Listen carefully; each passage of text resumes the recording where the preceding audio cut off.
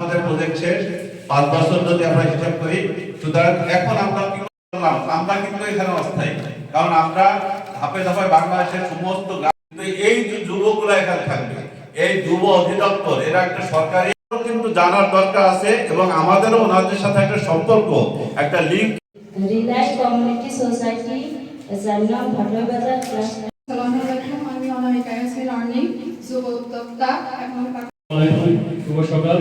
আমার Shahabuddin Ahmed, cluster officer. অতিরিক্ত দেখি, তো যাই হোক আপনাদের সাথে আছে আজকে অনেকক্ষণ। আসসালামু আলাইকুম, আমি ফিরোজ হোসেন, জেলা এমএসএল জেলা।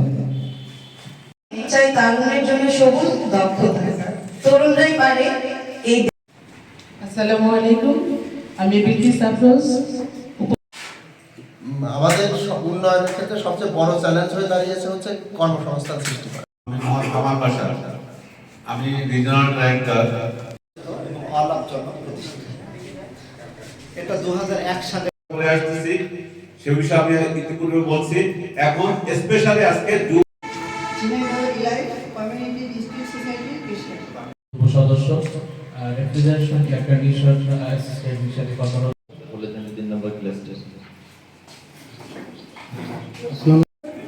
জেলাইদা রিলাই ডিস্ট্রিক্ট কমিউনিটি সোসাইটির সেক্রেটারি।